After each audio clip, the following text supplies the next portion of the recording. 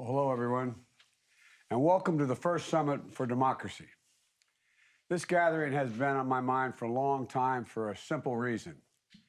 In the face of sustained and alarming challenges to democracy, universal human rights, and all around the world, democracy needs champions. And I wanted to host this summit because here in the United States, we know as well as anyone that renewing our democracy and strengthening our democratic institutions requires constant effort. American democracy is an ongoing struggle to live up to our highest ideals and to heal our divisions, to recommit ourselves to the founding idea of our nation, captured in our Declaration of Independence, not unlike many of your documents. We say, we hold these truths to be self-evident, that all women and men are created equal, endowed by their Creator with certain inalienable rights, among them life, liberty, and the pursuit of happiness. Democracy doesn't happen by accident. We have to renew it with each generation.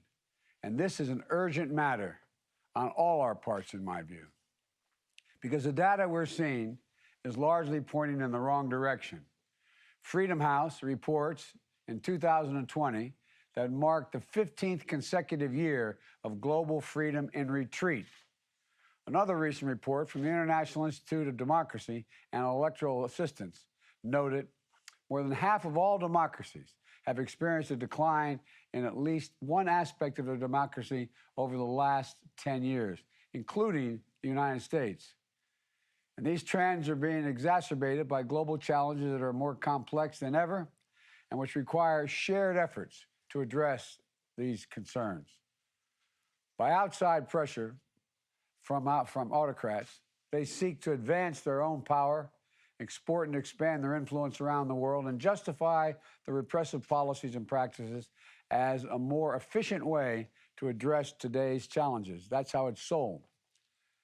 By voices that seek to fan the flames of social division and political polarization. And perhaps most importantly, and most worrying of all, by increasing the dissatisfaction of people all around the world with democratic governments that they feel are failing to deliver for their needs. In my view, this is the defining challenge of our time. Democracy, government of the people, by the people, for the people, can at times be fragile, but it also is inherently resilient. It's capable of self-correction and it's capable of self-improvement. And yes, democracy is hard. We all know that. It works best with consensus and cooperation. When people and parties that might have opposing views sit down and find ways to work together, things begin to work. But it's the best way to unleash human potential and defend human dignity and solve big problems.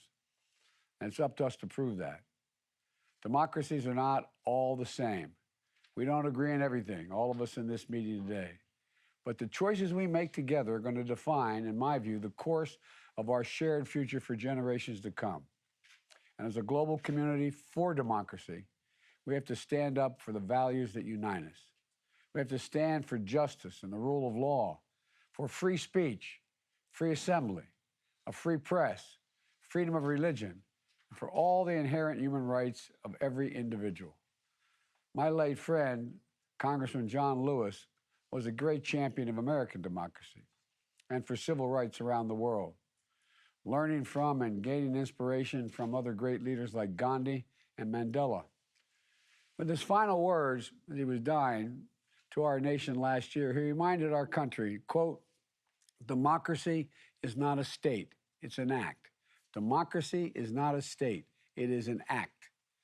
So over the next 2 days, we're bringing together leaders from more than 100 governments alongside activists, trade unionists, and other members of civil society, leading experts and researchers and representatives from the business community, not to assert that any one of our democracies is perfect or has all the answers, but to lock arms and reaffirm our shared commitment to make our democracies better, to share ideas and learn from each other, and to make concrete commitments of how to strengthen our own democracies and push back on authoritarianism, fight corruption, promote and protect human rights of people everywhere, to act. This summit is a kickoff of a year in action for all of our countries to follow through on our commitments and report back next year on the progress we've made. And as we do this, the United States is going to lead by example, investing in our own democracy, supporting our partners around the world at the same time. From the earliest days of my administration, we pursued a broad-based agenda to prove that American democracy can still do big things and take on challenges that matter most. That's why we immediately passed what we call the American Rescue Plan, to get shots in people's arms as fast as possible at home and around the world, to help get this pandemic under control, and to stimulate inclusive and lasting economic recovery that's also helping to drive global growth. Last month, I was proud to sign a bipartisan piece of legislation, a true act of consensus between Democrats and Republicans in our country, the Infrastructure Investment and Jobs Act. This legislation will make a generational investment to deliver what people need most in the 21st century: clean water, safe roads, high-speed broadband internet, and so much more, all of which strengthens our democracy by creating good-paying union jobs that will translate to lives of opportunity and dignity for working people with better access to the tools and resources they need to thrive. And soon, I hope to sign into law a bill we call the Build Back Better Plan, which will be an extraordinary investment in our people and our workers and give American families just a little more breathing room to deal with their problems and their opportunities.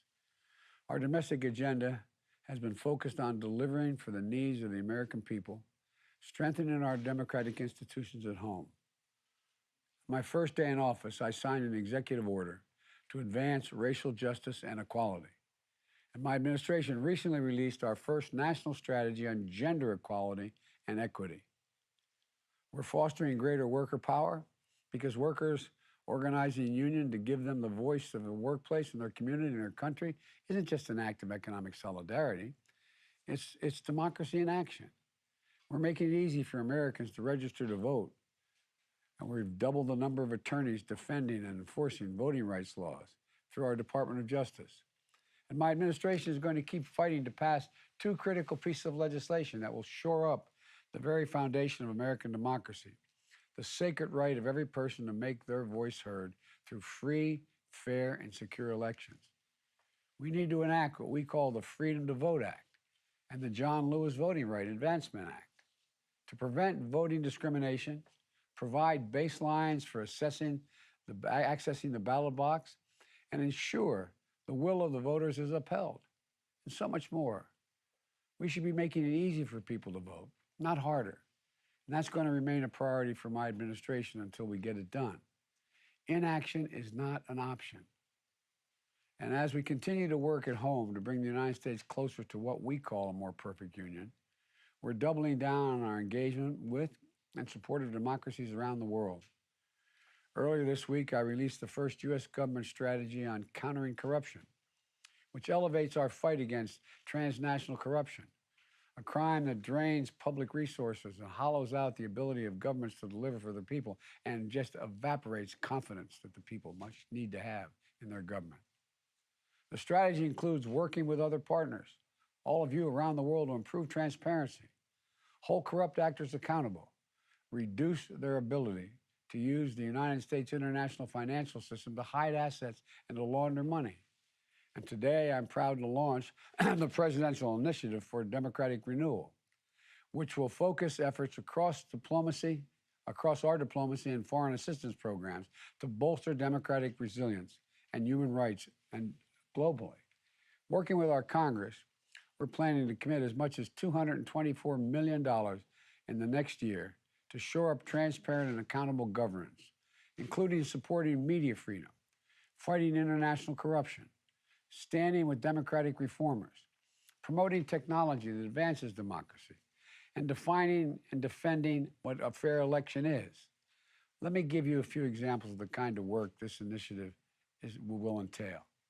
A free and independent media. It's the bedrock of democracy. It's how publics stay informed and how governments are held accountable. And around the world, press freedom is under threat. So we're committing critical seed money to launch a new multilateral effort of our International Fund for Public Interest Media to sustain independent media around the world. And through our USAID, we're going to be standing up a new defamation defense fund for journalists to help protect investigative journalists against nuisance lawsuits designed to prevent them from doing their work, their vital work around the world. We're going to launch new programs to help connect anti-corruption activities across civil society, the media, academia, labor, and protect whistleblowers and help partners eliminate money laundering and safe havens.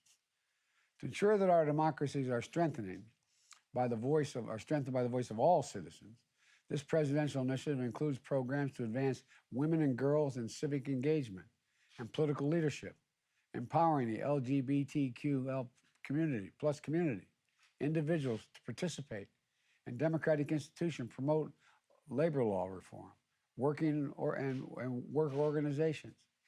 It includes new lines of efforts with our partners to address online harassment and abuse and reduce the potential for countries to abuse new technologies, including surveillance technologies, to suppress the rights of their people to express their views.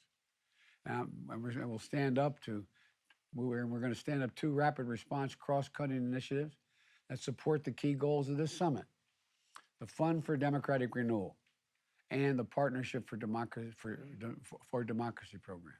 It's going to allow the State Department, USAID, to surge funds to support our partners working on democratic front lines around the world. My fellow leaders, members of civil society, activists, advocates, citizens, we stand at an inflection point in our history, in my view. The choices we make, in my view, in this moment, are going to fundamentally determine the direction our world is going to take in the coming decades. Will we allow the backward slide of rights and democracy to continue unchecked? Or will we, together, have a vision and the vision, not just a vision, the vision and courage to once more lead the march of human progress and human freedom forward? I believe we can do that, and we will, if we have faith in ourselves and in our democracies and in each other. That's what this summit is about. I'm so looking forward to a productive session and discussions that we'll have over the next 2 days. I'm looking forward to the connections we'll build to support our work moving forward. So let's get to work. Thank you all so very much for your patience.